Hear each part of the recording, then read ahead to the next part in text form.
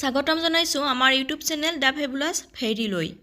আজিৰ ভিডিঅ'ত আমি আলোচনা কৰিবলৈ লৈছো আসাম হিষ্ট্ৰী পাৰ্ট 1। আমাৰ প্ৰথম প্ৰশ্ন হৈছে Tamradhwaj was the king of which of the following dynasty? Tamradhwaj কোন বংশৰ ৰজা আছিল? Option A Kamarupa, option B Chutia, option C Ahom and option D Kachari. আৰু শুদ্ধ উত্তৰটো হৈছে অপচন ডি কছাৰী। তাম্ৰধ্বজ কছাৰী বংশৰ ৰজা আছিল আৰু ইয়াক ডিমাছা ৰাজ্য বুলিও জনা যায়। Question number 2, which king of assamese participated in the Kannauj religious festival? অসমৰ কোনজন ৰজাই কন্নৌজ ধৰ্মীয় উৎসৱত অংশগ্ৰহণ কৰে? আমাক এই প্ৰশ্নটোত 4টা অপচন দিছে আৰু অপচনসমূহৰ ভিতৰত আমাৰ শুদ্ধ উত্তৰটো হৈছে option D Bhaskar Barman. Kannauj religious festival বা এই ধৰ্মীয় উৎসৱত পূবৰ পৰা অহা কামৰূপ ভাস্কৰ বৰ্মনকে ধৰি প্ৰায় 20জন ৰজাই অংশগ্ৰহণ কৰে। Question number 3, Dihingia Raja defeated the Kacharis in 1531 AD. What is the Ahom name of Dihingia Raja? Dihingia ৰজাই 1531 খ্ৰীষ্টাব্দত কছাৰীসকলক পৰাস্ত কৰে আৰু এই দিহিঙীয়া ৰজাৰ আহোম নাম কি হয়? আমাক এই প্ৰশ্নটোত 4টা অপচন দিছে। Option A Suchengpha, option B চুহুংমুং, option C Sudangpha and option D Sutepha. আৰু ইয়াতে দিয়া অপচনসমূহৰ ভিতৰত আমাৰ শুদ্ধ উত্তৰটো হৈছে অপচন বি চুহুংমুং। চুহুংমুং বা দিহিঙীয়া ৰজা আছিল অসমৰ মধ্যযুগীয় ইতিহাসৰ শিখৰত সৰ্বোচ্চ শিখৰত শাসন কৰা অন্যতম বিশিষ্ট আহোম ৰজা। আৰু এইগৰাকী আহোম ৰজাই 1497 চনৰ পৰা 1539 চনলৈ ৰাজত্ব কৰিছিল। Question number 4, The Kaziranga was announced as protected area by Lord Curzon in which year? কাজিৰঙাক সংৰক্ষিত অঞ্চল হিচাপে লৰ্ড কাৰ্জনে কোন বছৰত ঘোষণা কৰিছিল? Option A 1927, option B 1943, option C 1916 and option D 1908। আৰু এই প্ৰশ্নটোৰ শুদ্ধ উত্তৰ হৈছে অপচন ডি 1908। 1908 চনত প্ৰথমবাৰৰ বাবে সংৰক্ষিত বনাঞ্চল হিচাপে প্ৰতিষ্ঠা হোৱা এই বনাঞ্চলখন 1950 চনত বন্যপ্ৰাণী অভয়াৰণ্য হিচাপে ঘোষণা কৰা হয় আৰু 1974 চনত ৰাষ্ট্ৰীয় উদ্যান হিচাপে ই পৰিগণিত হয়। 1985 চনত কাজিৰঙাক ইউনেস্কোৰ বিশ্ব ঐতিহ্য ক্ষেত্ৰ বা ইউনেস্কো ৱৰ্ল্ড হেৰিটেজ সাইট হিচাপে ঘোষণা কৰা হয়। Question number 5, The first and only Sanskrit college in Assam situated at? অসমত প্ৰথম আৰু একমাত্ৰ সংস্কৃত মহাবিদ্যালয়খন ক'ত অৱস্থিত? Option A Nalbari, option B Jorhat, option C Golaghat and option D Tinsukia. আৰু এই প্ৰশ্নটোৰ শুদ্ধ উত্তৰ হৈছে অপচন এ নলবাৰী। 1938 চনত প্ৰতিষ্ঠা হোৱা নলবাৰী সংস্কৃত মহাবিদ্যালয়খন শিক্ষা বিভাগে পৰিচালনা কৰে আৰু ই হৈছে অসমৰ প্ৰথম আৰু একমাত্ৰ সংস্কৃত মহাবিদ্যালয়। Question number 6, By what popular name is Syed Shah Milan known in Assam? অসমত সৈয়দ শ্বাহ মিলন কি নামেৰে পৰিচিত? আমাক এই প্ৰশ্নটোত 4টা অপচন দিছে। Option A Nasiruddin, option B Chand Ali, option C Azan Fakir and option D none of the above. আৰু এই প্ৰশ্নটোৰ শুদ্ধ উত্তৰ হৈছে অপচন চি আজান ফকিৰ। আজান পীৰ বা হজৰত শ্বাহ মিৰাণ নামেৰেও পৰিচিত আজান ফকিৰ 1700 শতিকাৰ চুফী সৈয়দ কবি আৰু মুছলমান প্ৰচাৰক আৰু সন্ত আছিল আৰু তেখেতে বাগদাদৰ পৰা আহি অসমত বসতি স্থাপন কৰিছিল, য'ত তেওঁ ব্ৰহ্মপুত্ৰ উপত্যকাৰ জনসাধাৰণক একত্ৰিত কৰাত সহায় কৰিছিল আৰু অসমক ইছলামক শক্তিশালী আৰু সুস্থিৰ কৰাত লগতে ইছলাম ধৰ্মৰ প্ৰচাৰ কৰাতো অৰিহণা যোগাইছিল। Question number 7, The Ahom marriage is popularly known as? অসমত আহোম বিবাহক জনপ্ৰিয়ভাৱে কি নামেৰে জনা যায়? অপচন এ সকলং, অপচন বি গন্ধৰ্ব, অপচন চি শ্যামবাৰ এণ্ড অপচন ডি বিয়া। আৰু এই প্ৰশ্নটোৰ শুদ্ধ উত্তৰ হৈছে অপচন এ সকলং।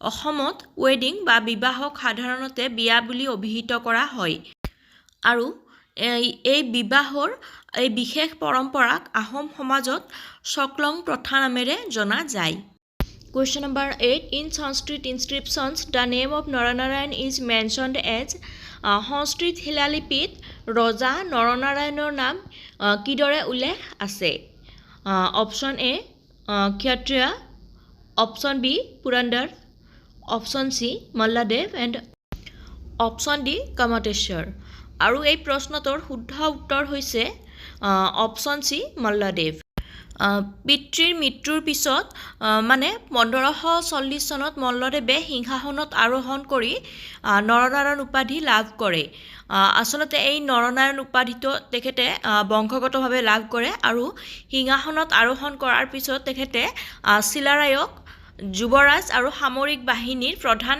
সেনাপতি হিচাপে নিযুক্তি দিয়ে Question number 9 Who was known as Vikramaditya of Kamrup কামৰূপৰ বিক্ৰমাদিত্য নামেৰে কাক জনা গৈছিল option A Rudrasingha option B Lachit Borphukan option C Naranarayan and option D Shilarai আৰু ইয়াতে দিয়া অপশ্যনসমূহৰ ভিতৰত আমাৰ শুদ্ধ উত্তৰটো হৈছে অপশ্যন সি নৰনাৰায়ণ মহাৰাজ নৰনাৰায়ণে 1555 চনৰ পৰা 1578 খ্ৰীষ্টাব্দলৈ কোচবিহাৰত শাসন কৰে আৰু তেখেতক কামৰূপৰ বিক্ৰমাদিত্য বুলিও জনা যায় Question number 10 When did Assam Pradesh Congress Committee form Assam Pradesh Congress committee কেতিয়া গঠন হৈছিল এই প্ৰশ্নটোৰ চাৰিটা অপশ্যন দিছে option A 1885 option B 1945 option C 1948 and option D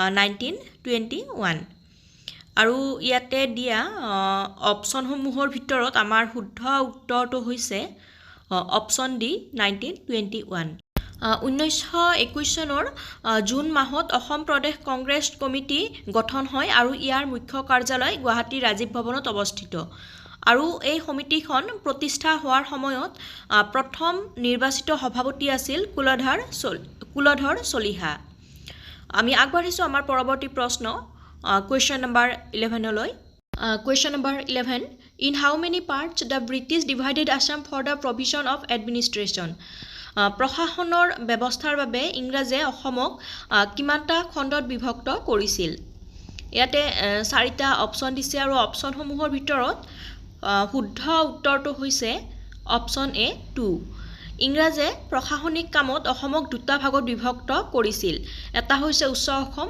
আৰু আনটো হৈছে নিম্ন অসম আপাৰ আসাম এণ্ড লোৱাৰ Assam Question number 12 Kanaklata Baruah was killed while she was trying to host the tricolor in which police station শহীদ কনকলতা বৰুৱাক কোনখন থানাত পতাকা উত্তোলন কৰিবলৈ যোৱাৰ সময়ত গুলীয়াই হত্যা কৰা হৈছিল আমাক এই প্ৰশ্নটোৰ চাৰিটা অপশ্যন দিছে আৰু ইয়াতে দিয়া অপশ্যনসমূহৰ ভিতৰত আমাৰ শুদ্ধ উত্তৰটো হৈছে অপশ্যন এ গহপুৰ 1942 চনৰ 20 ছেপ্টেম্বৰত শহীদ মুকুন্দ কাকতিৰ সৈতে 16 বছৰীয়া কনকলতা বৰুৱাৰ নেতৃত্বত ভাৰতৰ জাতীয় পতাকা খন লৈ গহপুৰ আৰক্ষী থানালৈ বৃহৎ শোভাযাত্ৰা এটা হৈছিলে আৰু এই শোভাযাত্ৰাতে কনকলতা বৰুৱাক আৰক্ষীয়ে গুলীচালনা কৰে আৰু তাতেই তেখেত শহীদ হয় Question number 13 Who led the first notable revolt against British in Assam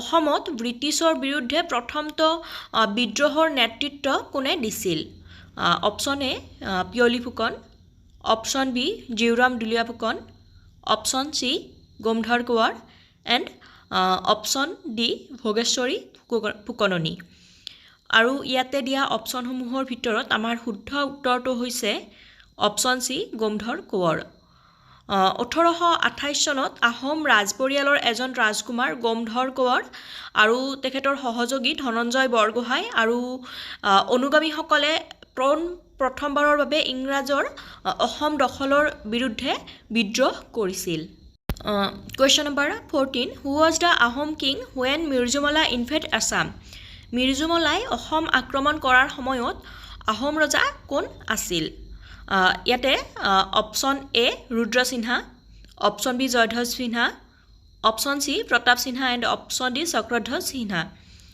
আৰু ইয়াতে দিয়া অপশ্যনসমূহৰ ভিতৰত শুদ্ধ উত্তৰটো হৈছে অপশ্যন বি জয়ধ্বজ সিনহা আৰু জয়ধ্বজ সিংহক চুতমলা নামেৰেও জনা যায় আৰু তেওঁ 1648 চনৰ পৰা 1663 চনলৈ ৰাজত্ব কৰিছিল আৰু তেওঁ আছিল আহোম ৰাজ্যৰ 20তম ৰজা আৰু তেওঁৰ ৰাজত্বকালত বংগত মোগলৰ ভাইসৰয় দ্বিতীয় মিৰ জুমলাই তেওঁৰ ৰাজধানী গড়গাঁও আক্ৰমণ কৰি দখল কৰে আৰু যাৰ ফলত তেওঁ নামৰূপ অঞ্চললৈ পিছুৱাই যাবলগীয়া হয় আৰু এইভাবে আহোম বুৰঞ্জীত জয়ধ্বজ সিংহক ভগনীয়া ৰজা নামেৰেও জনা যায় আমি আগবাঢ়িছো আজিৰ ভিডিঅ'ৰ অন্তিমটো তথা পৰৱৰ্তী প্ৰশ্ন কুৱেশ্যন নম্বৰ 15 লৈ Which of the following Ahom king introduced the Buranji written in Assam?